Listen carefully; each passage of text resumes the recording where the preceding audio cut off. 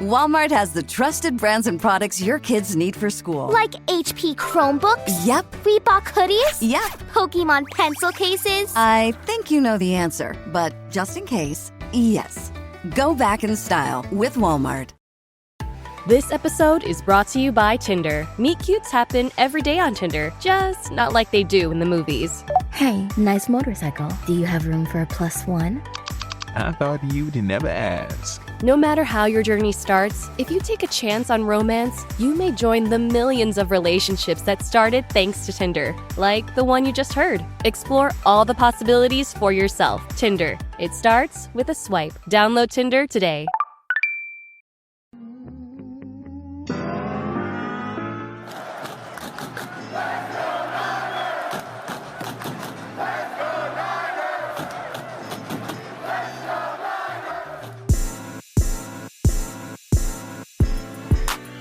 Welcome into 49ers Access. My name is Sterling Bennett, and today we are going to react to the San Francisco 49er 53-man roster announcement.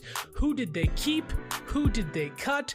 And the surprises along the way. Have a handful of other roster moves that were made, including Talanoa Hufanga, Elijah Mitchell, and Dre Greenlaw.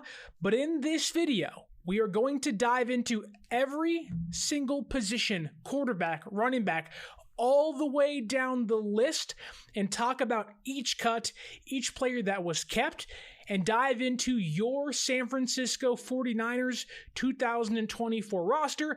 I do want to say this, that although the roster is at 53 men and it's quote-unquote finalized, I would expect moves to happen tomorrow as well, primarily John Feliciano and Ambry Thomas being placed on injured reserve, but also cut down day is a tough day for a lot of people.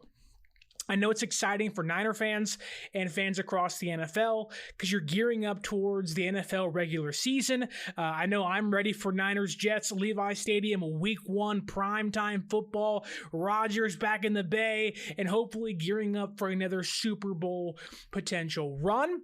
But again, there are some negatives to a day like this. A lot of players were cut. I think it was a total of 37, if my math is correct, by the Niners account. And then you multiply that by 32 other teams. So a lot of people do not have jobs currently. They got fired in a sense. Many of them may be brought back via the practice squad, but although a great day for fans to try to see who's making the roster and kind of figure out, hey, how can I project this guy to be good or bad? Kind of a sad day in the NFL. That is a great day for fans, but forget the negative stuff. Let's dive into your San Francisco 49ers 2024 roster. I want to say what's out to Raphael562 in the comments. Going to Raphael and Rob Smith, what's up? Again, let's dive into your San Francisco 49ers. The quarterback room, I've said this from the beginning of time, it is the very much most straightforward positional group on the entire roster. Brock Purdy's your quarterback number 1, with Joshua Dobbs and Brandon Allen being your 2 and or your number 3. Kyle Shanahan has not decided who this team's backup quarterback will be. I will continue to say until I'm wrong. I think it'll change week by week, opponent by opponent. They kept 3 quarterbacks, which was expected. I'm not sure why many thought Brandon Allen wouldn't be here, but he is. And the team waived quarterback Tanner Mordecai. I think this was a very straightforward move. They like Mordecai. They want to bring him back on the practice squad, but simply just not good enough to keep on the 53-man roster this year. I think the hope is next year he is your quarterback number 3, with Brock Purdy getting paid a massive sum of money, Joshua Dobbs being the quarterback 2, and Tanner Mordecai being the quarterback 3. But as I hit my table and shake my camera, this was a very straightforward room. Nothing spectacular, no surprises here. Very, very straightforward. I like the upside of Joshua Dobbs and like the very even keelness of Brandon Allen behind him. That's it for the quarterbacks, though. Moving on to running backs. This was a more of a surprise for me, at least. Kyle Juszczyk and Chris McCaffrey just cemented in stone. Those are your starting running back and fullback tandem. That is clear as day. But behind Christian McCaffrey is where we got many of our questions answered, and also kind of a surprise, mainly in the form of Elijah Mitchell, who was placed on injured reserve, and not just any injured reserve. Elijah Mitchell is done for the season. I'm not exactly sure why they didn't try to release him via an injury settlement. I believe this is the last year of his contract, so again, I'm not entirely sure. Maybe they want to retain his rights and keep him on the roster just in case. Again, I don't understand that move, but I digress. I'm not making decisions at the top, although Ayuk hasn't re-signed yet, so maybe I should be. That said, Christian McCaffrey, Kyle Juszczyk are your 1 and 1 for running back and fullback. But with Elijah Mitchell going on injured reserve, we finally allowed Jordan Mason to get the opportunity to be the bona fide running back number 2. That was a big contention with fans and Kyle Shanahan. Why will you not let Jordan Mason be this team's RB number 2 behind Christian McCaffrey? Shanahan has been questioned on that in the past and seemed very stubborn, if you will, to be like, well, Elijah's the best running back behind Christian, when that really isn't entirely true, and injuries have been a major factor in Mitchell and his decline on the depth chart, especially this year. But I think it's a great opportunity for Jordan Mason. He's a young player going into, I think, year number 3 now. He deserves this opportunity. He's worked for the opportunity. And you can see just in the preseason that all the work he's put in, it's being put on the field, being put on display. The hands are better. The blocking's better. And because he's getting that opportunity, now you have rookie running back Isaac Guerendo as your RB number 3 on the depth chart. At least that's going to be assumed, him being a 4th-round pick this year. I think it really is exciting for a young player like Guerendo, who I thought, thinking Elijah Mitchell would not be on IR, that he was going to be the 4th running back on this team, going to be buried towards the end of the depth chart, but would get opportunities on kick returns. Well, now that changes. If Christian McCaffrey goes down or Jordan Mason goes down for whatever reason, Isaac Guerendo is probably the most exciting running back, at least in play style, quick, short yardage movement, the speed he obviously has, 4.3 speed. He is one of the most exciting running backs on the roster and one of the more exciting offensive players that has Jacob Cowling, Ricky Pearsall already on its roster. So I think it's a good opportunity for Mason. As Lori Matthews says here, I picked up Mason as my fantasy running back on my bench. I think it's a good move. I'm not going to put this out there, but there are some people, some pundits, some, Twitter doctors, if you will, that believe Christian McCaffrey may not be the healthiest this season. I think having Jordan Mason being able to take carries in between the tackles is going to give Christian McCaffrey a second life, if you will. Keep him healthy for the long run, save his body from being broken and bruised by the time we hopefully reach the playoffs. But if one of those guys goes down, Guerendo's right behind them. I think it's really good for him. I think the more reps Guerendo plays, I think that, only better for him. I think he's a player that, because he hasn't had the reps in college, despite being a 5-year player, I think any reps he can get, whether it is, special teams, third string running back, whatever it may be, it's going to help him so much. That said, behind Guerendo, McCaffrey, and Jordan Mason is Patrick Taylor Jr. Cody Schrader got waived. Keyshawn Vaughn and Matt Breida got released. I wasn't shocked about the Cody Schrader release, or waive, if you will. Although I do think somebody else might pick him up. I think they want to bring him back. I also wouldn't be shocked if Matt Breida is brought back via the practice squad as a veteran option. I think losing Elijah Mitchell, well, it isn't the biggest loss in the world. Usually he misses 10 games anyways during the year, but I think having a veteran on your practice squad makes a lot of sense for this roster. But I also believe one of the reasons why Patrick Taylor Jr. made the roster, let's say over Cody Schrader, over Matt Breida, was because of his special teams versatility. Go back to a handful of years ago when fans were clamoring for Jordan Mason to play. Why isn't Mason playing? One of the biggest reasons why Jordan Mason wasn't playing was because he was so darn good on special teams and had some areas to grow as a running back. Well, now that Mitchell's gone, Mason becomes your RB2, you have to fill that void. Patrick Taylor Jr. is a more proven special teams player, being in Green Bay the past year or so, now being brought in. It makes sense for him. I think he'll be the RB4 on this team, although did show a little bit of energy in that preseason finale against the Las Vegas Raiders, but I think a very straightforward running back room, although I did expect Elijah Mitchell to not be hurt, but maybe that's my own fault believing might have a healthy Elijah Mitchell for a season, but his season is over. And again, Matt Breida and Cody Schrader released and waived, which brings us to one of the more... Now, I won't even say confusing. Just, I was shocked the San Francisco 49ers decided to retain 7 wide receivers. Usually they keep 6.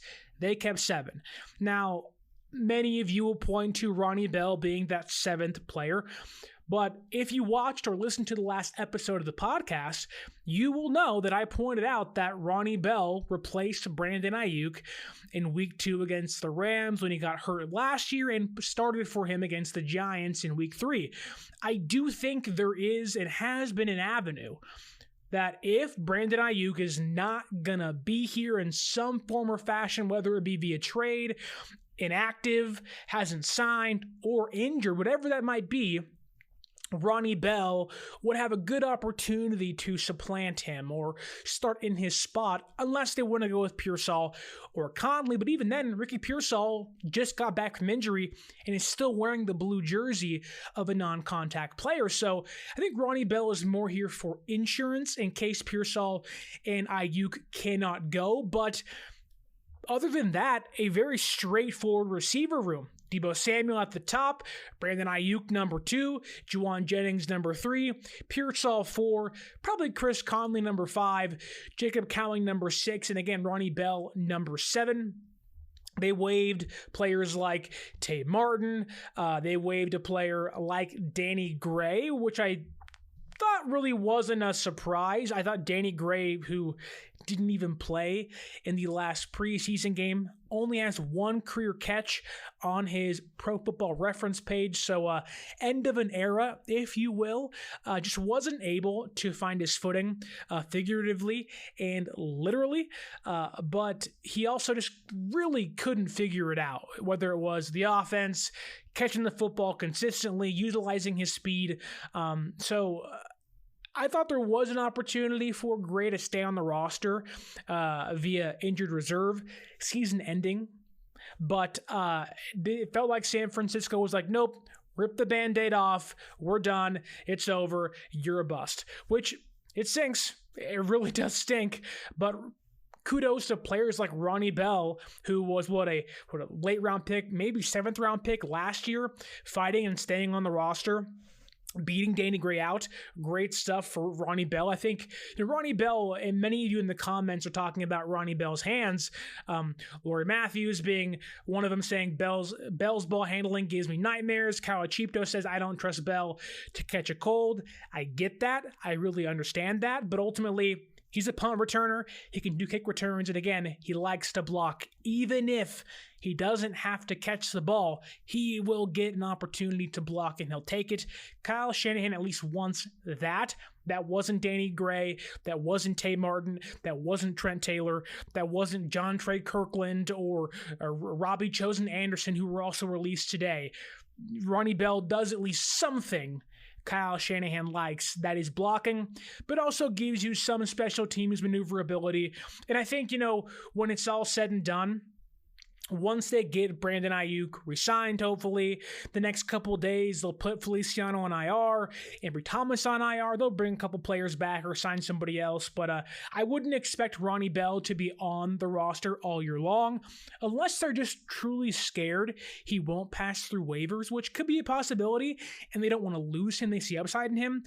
I don't agree with that, but maybe that's a smidge of a chance of being true, although I would not lean heavily that way. Yeah, so the receiver room, straightforward. The only surprise is Ronnie Bell's here. And hopefully soon they can get Brandon Ayuk's situation figured out. Really got to get him figured out. And hopefully Ricky Pearsall can get healthy, because if Ayuk's not going to play, you need Pearsall. You really need Pearsall. But moving along to, I think, the biggest shock, the biggest surprise of the 53-man roster announcement. That is, San Francisco only has 2 tight ends on the active roster. There was a shock earlier in the day when they decided to waive Cameron Latu, which, not a big surprise. Didn't have a great preseason, although he did make my final roster prediction. This overall wasn't shocked. That was kind of a, hey, they usually keep 4 tight ends. He's been okay, but not sold on this. The bigger surprise was when they waived tight end Brayden Willis. So last year's draft class, both the tight ends they took to hopefully be George Kittle's backup, gone. 3rd round pick Cam Latu and 7th round pick Brayden Willis. I'm sure one of those guys will come back on the practice squad. I would hope to keep Willis, but I could see somebody else, another team, liking his versatility as a blocker on special teams, which could lead us down the road of, hey, Cam Latu's back. I don't want to go down that road, but maybe, just maybe, it's a possibility. But they have 2 tight ends on the roster, George Kittle being like the, yeah, well, duh, who else would it be? Then Jake Tunges. Wasn't Eric Saubert, wasn't Logan Thomas, who they signed, cut, then re-signed, didn't practice much, didn't play in any preseason games. He was also cut. So really, anybody you talk to, whether it was myself, other content creators, other podcasters, even journalists like David Lombardi and Matt Burrows, Matt Mayoko, Jennifer Lee Chan, they would have all told you Eric Saubert would be this team's number 2 tight end. I would like to believe that's still the plan. Sergeant and Mr. Smith, you're gonna love this house. Bunk beds in a closet? There's no field manual for finding the right home. But when you do, USAA Homeowners Insurance can help protect it the right way. Restrictions apply. And that's one thing people overreact to, of I can't believe they cut XYZ player. Okay, well, a lot of times they have backdoor agreements. Hey, we're going to cut you here. In the next few days, we're going to place, Ambry Thomas on IR. Then we're going to bring you back.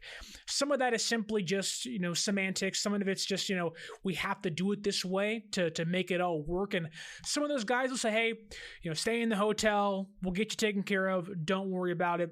I would not be shocked if that was the plan for players like Eric Saubert. I like Jake Tunges. I had him being a practice squad player, thinking they were going to keep Latu and Willis, but ultimately, Jake Tunges had arguably the 3rd best training camp of the tight ends, behind Kittle and Saubert, and even then, Kittle doesn't practice much, so the 2nd best training camp / preseason of tight ends. Undrafted free agent. I think he has some upside. A 2nd-year player, I believe, maybe a 3rd-year player if I'm wrong. But there's some upside there, obviously. He did enough. He was of a group that many of them were trying to figure out, which one of us will do the least things wrong. Tunges did most of everything right. That's what gets you a job in the NFL. Good on special teams, a good enough blocker, solid hands. I think he will be the ultimate tight end number 3. I don't see him playing much this year, but at the moment, they don't really have any answers at tight end. Again, Logan Thomas is released, or was released this morning or in the afternoon, and Eric Saubert gone. I would like to think they bring one of them back. I have a hard time buying into the idea. They're not keeping 2 tight ends on the roster all year. You have to at least have 3, and they usually keep 4.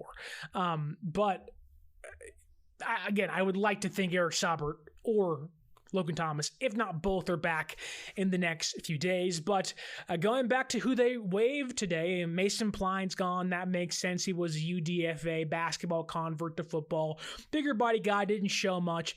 His only highlight was the incomplete pass that was over his head against the Raiders in the back of the end zone. And then again, Cam Latu and Brayden Willis. Really stinks to see San Francisco cut 2 third-round picks today, Danny Gray and Cam Latu. I don't know what it is with the third round. It does feel like that's changing. Like Fred Warner was there early in the 2018 season. Then it's Jair Brown, and then you have players like Jake Moody who are still on the team, and Brown's supposed to be a really good safety that hopefully ascends and takes the next step this year. But third rounds are just the Niners' hell. I mean, if you were to look up in the dictionary or go to the bookstore and look for, San Francisco 49ers version of Dante's Inferno and like these 7 layers of hell, it's freaking the third round. It's just terrible. Trey Sermon, Ty Davis Price, Cam Latu, Danny Gray. It's a nightmare of a round to pick in, to a point of where it's like, don't ever pick there again. And it also goes, back to, yes, injuries hurt Cam Latu last year. Injuries also hurt Danny Gray, but college football doesn't mean anything if you can't translate to the NFL. I am someone that hated the Cam Latu pick off the bat. You can go back and look at my reaction to the 2023 draft class podcast we did, and I was not pleased, wasn't happy, hated the pick. I'm someone that has been pretty adamant of what a waste of a draft pick, and I hate to be right on a third round pick. You don't mind being right on a 7th rounder. You don't mind being right about, a veteran guy who's been here too long and has stayed past his welcome. Those things I'm cool with being right about. I don't like being right about third-round picks that you hope to back up your all-pro tight end. And Cam Latu, there was just times you asked yourself when you watched him in training camp or the preseason of like, have you played football before? Like, do you know where you're at? Like, this isn't the YMCA, my guy. You got to figure this thing out. Like, you continue to make just dumb mistakes, and ultimately it cost him a job. The Brayden Willis one, I was a little more shocked about. Brayden Willis played in the Super Bowl last year, which means nothing in the grand scheme of things, but you would have thought that would have meant something to somebody. I thought he was okay. I thought he was good enough to have a job. I think he's good enough to keep around. I think had Brayden Willis been a third-round pick, he'd still be here. I think he's done enough to stick around, practice squad player, 5th tight end on the depth chart, whatever it may be. I think he's good enough to play in the NFL. I just think he's a player that's not going to really click until year 5 or 6. Then he'll kind of be this, third tight end journeyman that plays for a decade, and you're like, how did that guy play for that long? Oh my goodness. Okay, cool. Sometimes things work out that way, but a very weird day, for the tight ends. Kittle makes sense. Tungus makes some sense. I think I would agree with that. But Latu and Brayden Willis, one of those was a shock, one of those was not. And Logan Thomas, they are playing with that man's emotions. You want me? You want me not? You want me? You want me not? What happens there? I think they bring Eric Saubert back, but we'll see with Logan Thomas. Kind of injured, kind of not. They like him enough to, why would you bring him back only to release him again? Just say, hey, we'll sign you after cutdown day. I don't understand that, but again, not in the room. I ain't making decisions, nor am I Jed York or John Lynch, but I digress. Moving on to the offensive line. Again, little less shocking than tight end was, which is pretty shocking in itself, but a lot of questions with the offensive line. Players like Dominic Pooney, Jalen Moore, Spencer Burford, Colton McKivitz, Aaron Banks, Jake Brendel, Nick Zakelj, all of them make sense. Keep in mind, Trent Williams, because he did not report to training camp or play in any preseason games, does not count against the 53-man roster, so they kind of have an exemption with his name on it. Once he comes back, he's good to go. But until then, they have a roster spot to kind of maneuver with, which again is also kind of weird why they didn't keep a third tight end or didn't keep a player like Jarrett Kingston, because a lot of these names make sense to cut. A lot of these names, that's fine. Once John Feliciano goes on IR, you have an extra spot. I get why they didn't put John Feliciano or Amber Thomas on IR today. If you do it today, you have to designate them to either return or be season ending. If they wait a couple days, I think after the deadline passes, you can kind of wait and see how their rehab process and how that's going, and then make a decision then. So it makes sense to wait on those players.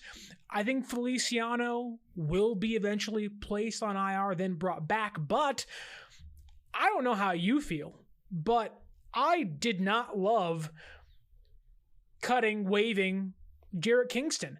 I thought Jarrett Kingston was phenomenal this preseason. Now, what is preseason worth? Not much. Kyle Shanahan famously values joint practices. San Francisco had none of them this year. In fact, they canceled them this year. So not really much to see there. But in the grand scheme of things, if all you have to work with is practice and the preseason, I mean, Jarrett Kingston, yes, is a rookie. Yes, he's a late round pick rookie. I think 6th round. There's a lot of room to grow. But from the start, he was really good in pass protection, which you go back and watch the USC team last year was not their forte. They had Caleb Williams playing hero ball every single snap, which led many to think Caleb Williams was more of a Josh Allen than a Patrick Mahomes. Now, those are big statements to make, but man, I was completely bummed by Jarrett Kingston being cut. I thought he'd done enough to stay on the roster. If it was me, I'd much rather have Kingston over Nick Zakelj, but I get it. You don't have a backup center. You got to keep somebody. My fear is that Jarrett Kingston, the way he played during the preseason, he might get picked up by somebody else. Now, you never want to overreact like last year. Everybody was like, Keith Ishmael got picked up by the Cardinals, or XYZ player. Deshaun Jameson got picked up by the Panthers. Who cares? But in this case, Jarrett Kingston was a draftable prospect, fits Kyle Shanahan's mold, being a good 3-cone, good shuttle time, which is why I was like, wait a minute, you like this guy enough to draft him. He performed really well. Why wouldn't you keep him? Maybe they know something we don't know. That happens all the time. But didn't love that. I thought there's a real opportunity for him in the next few years to be not a starter, but a valuable depth piece. And he plays guard, he plays tackle, gives you some maneuverability. And another reason as to why I was like, well, wait a minute now, that doesn't make sense, is because when you look at the roster they kept, they had Aaron Banks, guard, Brendel's a center, Burford is a guard, McKivitz is a right tackle. Feliciano is injured, going to go on IR eventually. Dominic Pooney's a guard. Nick Zakel's a guard and center. So this team doesn't have a backup right tackle because, okay, if you're going to cut Kingston, don't love that, but okay. The expectation was you're going to keep somebody, let's say, like Chris Hubbard, like a Brandon Parker, like a Ben Barch, mainly a Hubbard or Parker. And they cut both those guys too. So I don't really know why that was the case. Again, I hope Kingston comes back, but my expectation is Feliciano goes on IR. They hopefully bring back, Kingston, and then eventually they maybe release or cut Nick Zakelj once Feliciano comes back. But again, they have to make room for Trent Williams. So there is some moves they're going to have to make. I think many of those moves come at linebacker, which we'll talk about in a minute. But weird offensive line stuff going on. We had a comment here in the chat on YouTube. See if I can find it for a second. Calachipto says he was disappointed in Kingston getting cut, thinks he might get claimed. Hope he doesn't get claimed. And he says the same for Drake Nugent, the center UDFA out of Michigan. Rob Smith asks here, Nugent as well. Yes, they also cut Drake Nugent, which I'm not surprised they cut him being a UDFA, but again, had a pretty good preseason, which again doesn't mean much, but still means something. I think he'll be a practice squad player. Don't forget, this team kept Jason Poe and Keith Ishmael and Nick Zakel on the practice squad for a long time, so they're still looking for that center of the future because Jake Brendel is an older player. He's a vet. He ain't it. Kyle Shanahan never wants to draft the center. I think the hope is, whether it's Drake Nugent or Nick Zakel, with their time on the practice squad and as now depth pieces, they'll grow into that role and have hopefully 2, 3, 4 years of the offensive system under their belt. Shanahan's not going to play a rookie at center. Never going to do it unless they stand out, which no one they picked up has thus far, but Drake Nugent, I think, is a prime candidate for the practice squad. Fingers crossed he doesn't get picked up. Kawachipto also asks here, do they use both return IR distinctions? No, just one. It was on Kalia Davis. We've talked about it plenty that this defensive line, their depth is not very strong this year compared to previous seasons. They believe in Kalia Davis. They want him back towards the half of the middle of the season with the expectation of somebody else is probably going to go down or it's fresh legs on the interior, which means a ton.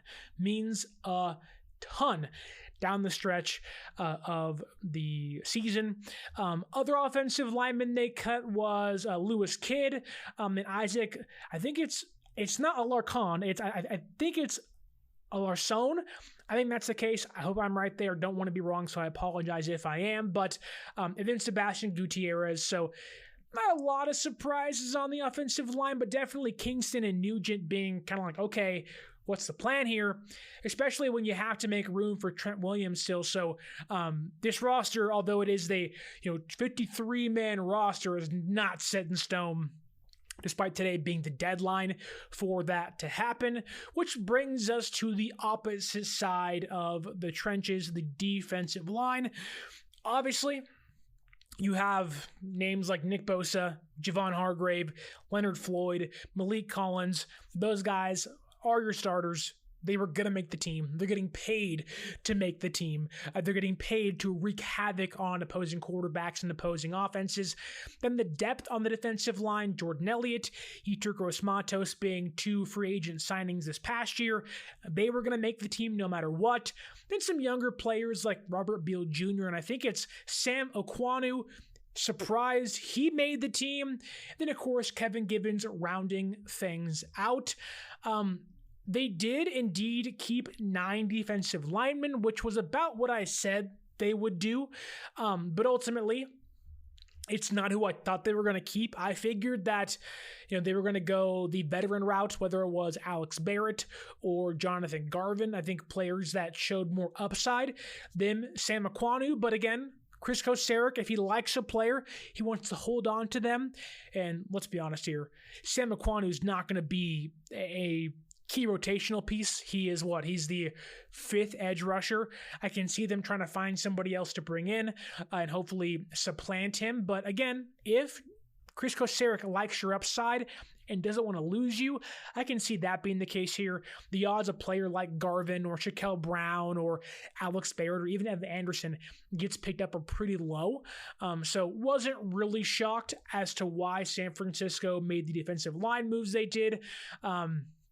But yeah, so very straightforward with the defensive line, which brings us to another surprising group, which I don't really know what to say. I don't know why San Francisco is carrying 6 linebackers. That was a shock to me. Usually it's a couple young guys with the veteran backup, then the starters. I understand that Dre Greenlaw is still on the PUP list, so he's not going to play through at least the first 4 weeks of the NFL season. So you can kind of cross him off for at least a month. He may come back later. Fingers crossed he comes back the exact same player he was pre-injury, which isn't likely, but if the Lord has his way, let's hope that's the case. But I was shocked that Demetrius Flanagan-Fowles made the roster. Fred Warner, not a shock. Devondre Campbell, Not a shock. Players like Curtis Robinson, who had a really good training camp and a really good preseason, not a shock. D. Winters was phenomenal during the preseason. I think with D. Winters' health being up in the air, it's not super serious. It's not going to cause him to miss months and months and months, but I could see them in week 1 playing things safe if Winters isn't 100% going with Fred, Warner, Devondre Campbell, and Curtis Robinson as your starting 3 linebackers. They're vets. Warner's an all-pro. Campbell, I think a former Pro Bowler, or at least close to being a Pro Bowler with the Packers a couple years back. And then Curtis Robinson knows the system, been here for a couple of years now, and definitely can fill a void that is left by Dre Greenlaw and others. Meanwhile, again, D. Winters makes sense. Shocked by DFF making the roster. Don't love that he was there, but I think that might be a move that, while yes, they gave him guaranteed money, if, let's say, Trent Williams says, I want to play football again, and San Francisco says, we'll pay you the adequate money to play football again, well, I think DFF is good as gone. That, to me, is like, you don't need 6 linebackers if you don't, or if you do, Jalen Graham should pass through waivers. You have him on the practice squad to go from there. And I saw a lot of people that were shocked that Tatum Bethune, rookie, 7th round pick, Florida State, made the roster this year. I don't know why anybody was shocked about that. I thought he was really good during the preseason. If you knew Tatum Bethune in college or watched any of my draft season coverage, or even go back and watch my scouting report on Tatum Bethune, you can see that, or in that case, listen, that Bethune, to me, was not a 7th round pick. Bethune, to me, was a player that had Mike linebacker experience, wasn't great in pass coverage, but flies around, is always around the football, and led this team in tackles during the preseason. Yes, again, there are struggles in pass coverage, but he's not going to play throughout the entirety of the year. That's a guy you want to have on your special teams unit, which again, to me, makes Demetrius Flanagan-Fowles a little bit redundant, because let's say your starting 3 are Fred and Devondre and Curtis Robinson and or D. Winters. Okay, then your backups are Curtis Robinson, Tatum Bethune, and you're kind of good there. Like, the odds you need 6 linebackers really isn't that, you don't need it. You want to have the extra hand, like Jalen Graham, I think, who will make it past waivers. But weird.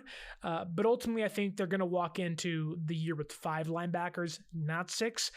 And I really think DFF will be the odd man out in that room. Of the linebackers that were on the roster that got cut, it really was only Jalen Graham that was like, oh, of note. But even then, like, Jalen Graham has not been good. He's goal line thumping linebacker, but he's really bad, like really bad in pass coverage. So it makes sense to not keep him around, or at least try to stash him for another season on the practice squad. He's young. There's definitely some signs of growth. It's just young, doesn't have the reps, and you hope being on the practice squad, if he can pass through waivers, can get him those valuable reps, just not hurting you in the meantime, having meaningful playing time. Let's see what else we have. Cornerbacks.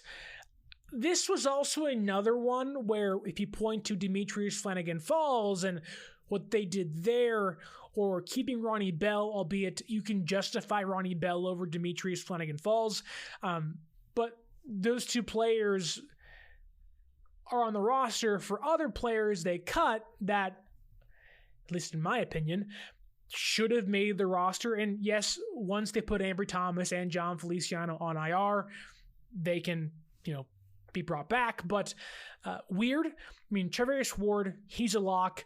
Isaac Gatum is a lock. Darrell Luter Jr. is a lock. Renardo Green, 2nd round pick, he was a lock. And then they put Diamador Lenore by himself at defensive back, which don't know why they did that. I'm assuming it's more of like a nod of, you're the nickelback this year.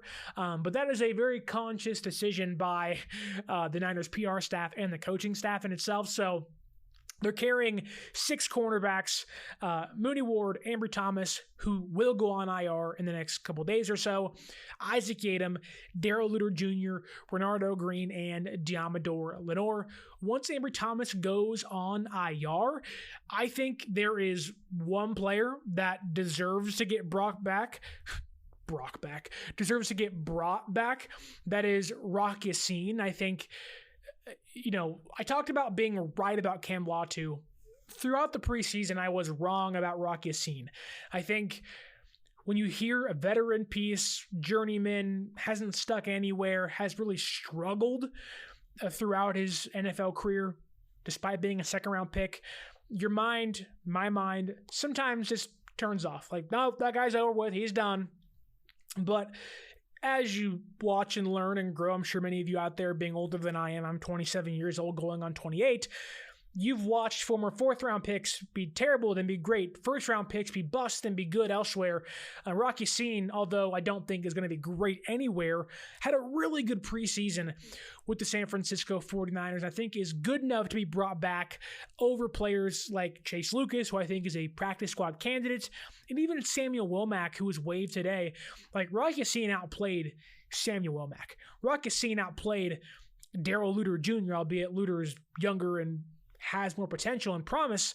I think Rock Yassin, we've talked about the last couple shows. Walmart has the trusted brands and products your kids need for school. Like HP Chromebooks? Yep. Reebok hoodies? Yep.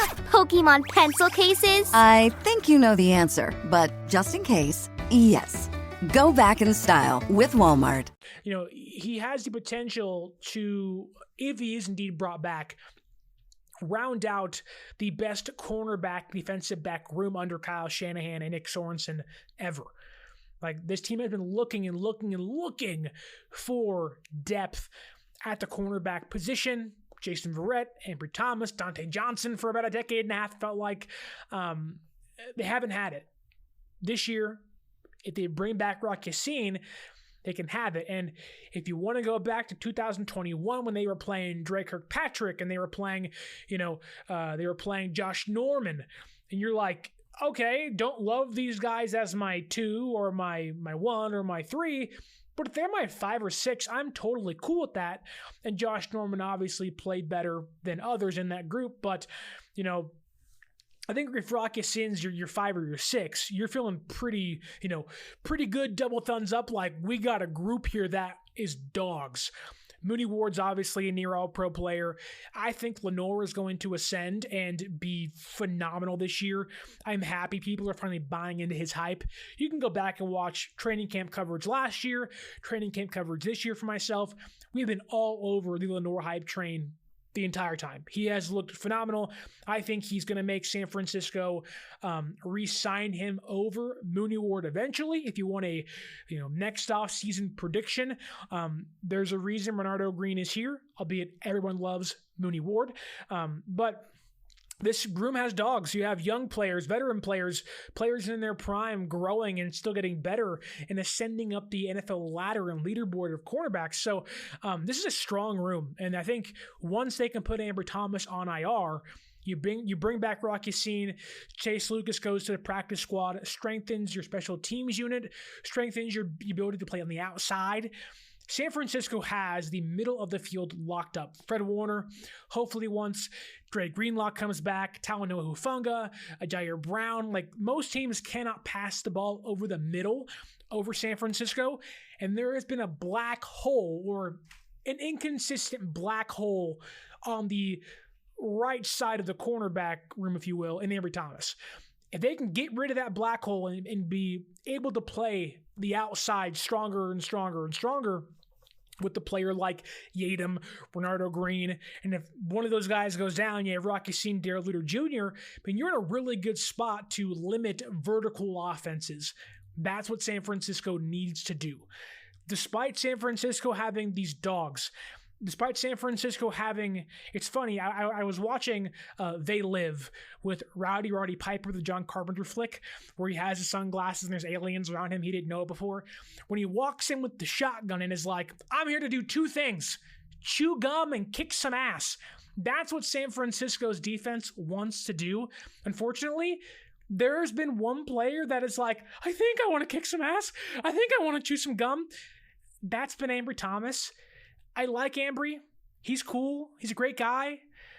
Just not cutting it for me, but you now have players like Rocky Sin, Darrell Luter Jr., and Renardo Green, Isaac Gatum, that they want to walk in, they're going to cock that shotgun saying, I'm here to chew some freaking gum and here to kick some freaking ass. Like, that's what they want to do. They want to be dogs, limit, Marvin Harrison Jr., DK Metcalf, Lockett, JSN. They want to lock down Puka and Cooper Kupp. They want to limit all those people in these vertical offenses. And you're hoping, fingers crossed, that if you play in the Super Bowl, let's just say it's against the Chiefs, because why not? You don't have to worry about, is Logan Ryan going to play nickelback for me and Lenore has to play the outside? And I'd say future conversation for a game that may never happen, but you play Kansas City this year in the middle of the season. They're going to want to get vertical on you. They're going to want to attack you. Well, if you take away one of the avenues in which they can attack you at, which we'll see what that is come middle of the year, right? This is all projection. But if you can take away Ambry Thomas, and you can have a more consistent option on the outside, Lenore goes back and plays nickelback, you have a really good secondary. It's like, yes, this is phenomenal, it's great, and you limit what Mahomes can do, which is already hard in itself and nearly impossible, but you at least give yourself a stronger fighting chance, and like we all know, all we needed was one more point. One more point, and it would have been all ours. Rob Smith asks me here, going back to my They Live comment, did you watch it on VHS? I have an older family, Oklahoma, Boomer Sooner, Midwestern. My mom's in her 70s, love her to death. Grew up very much in the VHS, where the cupboard's full of the old Star Wars VHSs, the old Indiana Jones VHSs, all those things. My sister's a fanatic. She loves physical media. My brother's the same way. So watch it on VHS, watch it on, when AMC used to play all the old movies, it was on MeTV, it was on all those old channels my father used to watch, and, The Rifleman, what else is out there? Oh my God, there's so many other shows. MASH, obviously, is a big one, but my dad, obviously, watching House from the 80s, the horror movie. So yes, very much a VHS family, despite being 27 years old and growing up in this streaming and DVD generation. But moving on to the safety room, because nobody actually cares about special teams. So Jake Moody, oh, Jake, you're great. Mitch Wisnowski, oh, you punt, cool, yay. Taylor Pepper, good job long snapping. Moving along here to the safety room. Jair Brown, George Odom, Malik Mustafa, and arguably the biggest surprise of this whole darn thing is Talanoa Hufanga's back, baby. The Tongan Tiger has returned, albeit not to the field just yet, but the fact that they activated him, said on the PUP list no longer, means he's going to be out there week number 1 in some form, some fashion. My assumption is that Jair Brown, George Odom start. Hufanga's then mixed in here or there, or as a special teams player to get his bearings, get his legs back up from under him. That way, come week 3, week 4, week 5, week 6, once the NFL season really gets going and you're in it's not dog days of summer, the cat days of winter, whatever it might be. When you're in the cat days of winter, meowing it up, and you need Talanoa Hufanga, the Tongan Tiger, see how that works, right? You need him out there making plays, being one of those defensive backs that, hey, I want to kick some ass and chew some gum. That's what your safety room is. So good to see from him. Really awesome to see him return. I was kind of shocked that Tracy Walker wasn't retained, but knowing Hufanga is back, that does make sense. And other than that, there really was no other shocks. We did get some news on Dre Greenlaw that he's going to stay on the PUP list and again, can be activated later on in the year around week 5 or 6. My expectation is he probably is brought back during the bye week. That's a really safe chance for him to practice for a week or so, get his body back to being healthy. They're not going to rush him back. There's no reason to, but a a really, really, really solid team. I think that in regards to who they could bring back, Rock Ya-Sin makes sense, Jarrett Kingston makes sense, Logan Thomas and Eric Saubert makes sense. They're going to have to make room for Trent Williams, and hopefully Brandon Ayuk is signed soon. The move of Ronnie Bell makes me believe they are concerned he's not going to be signed soon. It also makes me believe they're not going to trade him. I've never thought, well, I won't say never, because there was a time where it was like, oh, what's going on here? But I don't believe they're going to trade Brandon Ayuk. And that's why the Ronnie Bell keeping was like, like they're concerned that he's not going to be out there week number 1 against the Jets. Don't love that, but hopefully, fingers crossed, they can get that stuff figured out. Really need him out there. Really need him out there, whether it's a new deal, 5th-year option. You want to win, you got to have Trent Williams primarily and Brandon Ayuk back on that field. But other than that, not too many shocking things. There are some players out there. I thought, I don't know exactly who the Commanders cut today, so forgive me for not watching the Washington Commanders cut list. I do think there are some players out there that the Commanders cut. They're in a really interesting spot as an organization that it's a new regime, new GM, new ownership, new head coach, new offensive coordinator. It's a whole new, thing going out there in Washington. They are trying to clear out all of the previous regime's draft picks. Many of those, KJ Henry was one. There was a center who got cut today. I'm forgetting his name. Then Jamin Davis was kind of on that roster bubble. Not sure exactly what happened to him, but on a team that I still believe needs edge rushing depth, with Leonard Floyd being day-to-day and Gross Matos being week-to-week, you want to have, all your guys ready to go. And if you can get another team's former first-round pick, that certainly helps. I think, the Jets, like Rob Smith says here, they have plenty of edge rushers. I think they kept 3 undrafted defensive linemen, which is crazy, but good for them. But that means there are more proven pieces or maybe some players that you didn't expect to get cut now on the open market. I think San Francisco is probably playing a little bit safe with the Feliciano and Ambry Thomas injured reserve placing, if you will, simply because, yes, they want to wait, figure out how the rehab is going in the future, but also, now that the market's open, you can scour out there and kind of, trudge through free agency and see who's, going to be open, who can you maybe re-sign. KJ Henry's one, Jamin Davis is one via trade with the Commanders, and then, I think, Jalen Holmes from the Jets. Again, I'm not sure if they kept him or cut him, so I apologize. But if he is cut, if he is released, I think maybe a player Chris Kosirak would like. Not the most, not the fastest guy. He's more of a Leonard Floyd, high motor, high effort compared to, athletic freak like others would maybe want instead. But sometimes a depth piece, you need high motor players. Not going to give up on plays.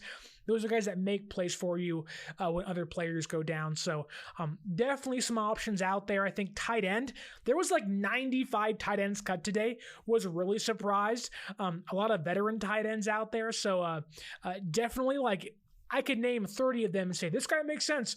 That guy makes sense. But I think San Francisco, if they're healthy enough, Saubert and Logan Thomas are good.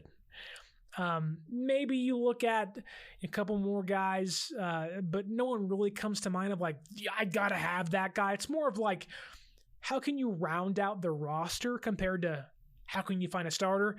Like, there's no left tackles out there, as Lori Matthews asks. There's no right tackles out there. I think San Francisco cut Chris Hubbard, so probably one of the better right tackles depth-wise, albeit nobody really has good backup right tackles. But again, not really much out there to look at. But ultimately, what do you think of San Francisco's 2024 roster? It's not set in stone. Moves are going to be made. But when you got the announcement, when you saw that this was the Niners team essentially headed into week number 1, minus Trent Williams, who hopefully is back soon, how'd you feel? How'd you feel? it felt like that we're in a good spot. That, Brock Purdy, Christian McCaffrey, like, I know there's been a tumultuous offseason with two guys you got to have back. You want back in Ayuk and Trent, but ultimately, this roster is still stacked, head to toe. Now, is it missing an arm? Maybe. Is it missing a couple fingers? Maybe, but you can do a lot with one hand. A lot with one hand. So that sounded overly sexual, so I apologize. But anyways, really good roster, good team. I think, for Jim Everett the Great up here in this chat, talking about his Rams spanking San Francisco this year, I hate to break it to you, Jim. You got 3 offensive linemen out, and Tyler Higbee's not going to be active for that game against us week number, 2 or 3 of the season, whatever it might be. I don't know what it is. I think it's 3. So I wouldn't be too sure of yourself. And your starting running back is now your punt returner, so anything can happen. Anything can happen. And by that time, maybe Trent misses game 1. Maybe Ayuk misses game 1 and 2. And they come back week 3 at Levi's South. Wouldn't that be something? We have a question here by Papa J before we end the show. Sterling, do you see the Niners using Mason a lot more this season than they did with CMC's backup last season? Yes, yes, and yes. Sometimes Kyle Shanahan gives lip service. Sometimes he says things. He lies. Doesn't mean them. I do believe that Kyle Shanahan is to be trusted, wanting to preserve Christian McCaffrey. I'm not sure how much. I think Kyle Shanahan wants to run the rock. The one thing Jordan Mason cannot do is fumble the football, though. If he fumbles in the first 2 weeks, oh my God. You're going to see Isaac Guerrero and Patrick Taylor Jr. maybe get reps, but more likely you're never going to see a backup running back again. But I think the plan is a bigger body running back later in games, preserve McCaffrey, get a big lead with Purdy, Ayuk, and Debo, and Kittle and McCaffrey, and hopefully Trent back out there, get a 10, 20-point lead, then let Mason carry the rest of the way. He's the closer, right? CMC called him Mariano Rivera, which is crazy to say, but if you want to be a closer, go out there and close games after your offense gets you a big lead. I think that is the plan. But that's all I have for you today. If you kindly would like, share, subscribe, leave that review, and tell me down below, what do you think of the San Francisco 49ers 2024 53-man roster? Who would you kept? Who should they have cut? What moves do you want them to make? You can tell me down below or on social media at 49ers_access is the X or Twitter. 49ers.access is the Instagram. And if you want to see your Niners play this year, go on SeatGeek.com, find your tickets. When you go to checkout, use the promo code 49ersaccess. 49 ERSACCESS at SeatGeek.com and save yourself $20 off your first purchase. And if you want to see everyone's takeaways, all the articles, all the podcasts, all the latest YouTube videos like this one, which Rob Smith says, good show, great info. If you want further great info, thank you, Rob, by the way, go to sportspider.com. They categorize all the latest news, articles, and podcasts by team, giving you up-to-date information all in one place. So you're not going to 17 different websites, 45 different tabs. It's one tab, one website, in the exact same spot for you, dedicated to your NFL favorite team.